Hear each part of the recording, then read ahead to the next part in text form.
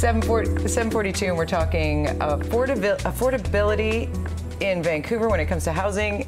Tsur Somerville is here from the Sauder School of Business. First and foremost, thanks for getting up early for us. It's a pleasure. Notice it's even hard even to say affordability in Vancouver. Right? It is. I can't even spit it out. I know. But we're all talking about it now as there are recently rallies to punctuate the fact that it's difficult to purchase a home in Vancouver because the housing market is on fire. The hashtag don't have $1 million. What was your perspective of that rally and that hashtag and the complaint that affordability is out of control? Well, most people who buy real estate here don't have $1 million, right? And I think it's hard to know how to react to that because on the one side there's a reaction, a bunch of overindulged whiners, but on the other hand it is very expensive here, and it requires acquiring real estate requires saving. It also requires changing what it is that you think you want to have, right? And so when you live in Canada, and most people live in big single-family detached houses, that's the notion of what you want to have. Most people don't live in those in the Lower Mainland, and certainly going forward, if you want to own real estate and you're not absurdly wealthy, you're going to be in a condo or a townhouse, and that's a mindset change that's hard. Hundreds of people come out to this rally very vocal about the fact they want to live in our city and they feel squeezed out. If we look at this issue of housing affordability, what do you see are the primary causes, and do you see this idea going away anytime soon? Well, I usually blame God for the housing affordability problem because we have a lovely place to live and not a lot of land and a lot of people who want to live here. Right? So if you think about it, it's not a lot of land to build on. A lot of people who want to live on that land, and so it's a question of sort of how many units we're going to put on that land, and then how much money do people have to spend on it, and it's sort of mixing all those things together. And again, I think I come back to, we have a lot of single-family neighborhoods, and people live in those neighborhoods, and they love their neighborhoods, they like it the way it is. But if we want to accommodate sort of more people, the next generation, we're going to have to convert a lot of those single-family houses to some form that's denser.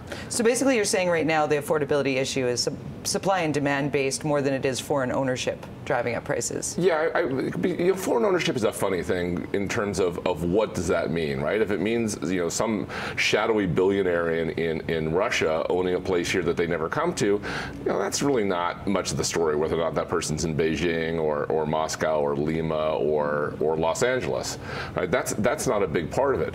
What is a big part of it is immigration, because that's how we've been growing in the Lower Mainland. And so if you're going to define immigrants as people who don't deserve to buy a house here, a whole bunch of us are immigrants. I'm an immigrant. I'm born and raised in Vancouver with my family. Yeah, so Same deal, but how do you manage the frustration behind somebody saying, I want to live here, and all these units are just sitting empty? How do you get behind that and occupying the units? Well, okay, all these units are sitting empty, right? They're not all that many units. I mean, that's a hard thing to figure out. I think Indiana's tried to figure it out, looking at trying to put together some data sets that don't fit together well. But even there, you're getting maybe 3%, 4%, 5% at the most. A certain amount of vacancy is actually pretty typical in markets as people move, they sell their houses. Other than sort of Cole Harbour, it's really hard to find the place where there's a whole bunch of vacant units, and somehow I don't think Cole Harbour is driving our real estate market. So what do you think is the issue when it comes to affordability, when it comes to rental units, and what the mayor is speaking to in terms of getting 3-bedroom places more larger family dwellings? I think that's a really difficult one because there certainly are people who want to live in the city, they want to be family, that's a 3-bedroom, and so they're going to need a 3-bedroom condo, because even 3-bedroom townhouses in the city of Vancouver are out of the reach of a whole bunch of people.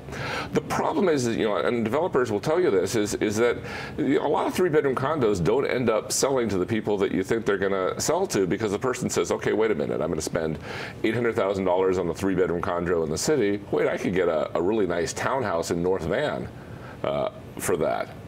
And so one of the things, the disconnect we often observe is people say that they want and will do one thing, but when they actually have to spend the money, they do something else. And we could end up with a whole bunch of 3-bedroom condos mandated by the city that are occupied by a whole bunch of roommates. So Elaine moves in with Jerry and George. And George, yeah. Kramer keeps coming by. Kramer across the street. Everyone's packed in. So quick comment on this. I mean, the idea of affordability and then new hubs being built out, the new River District is something that that it is under development now.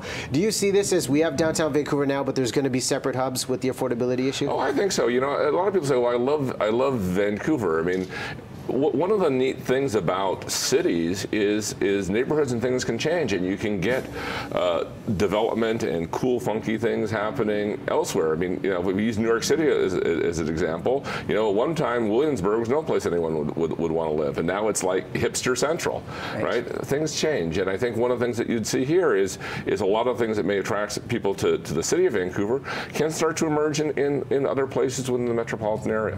It's so true, because in Falls Creek was a pile of busted up cars back in the day. A lot of people don't remember that, but before the Expo, lands were put in, and then Lee Cashin came in and purchased them. I mean, you already see this in New West in terms of redevelopment, because there's a lot of old building stock that becomes a little funky and cool. But I think in a lot of the suburbs, it's a different housing form and how it changes.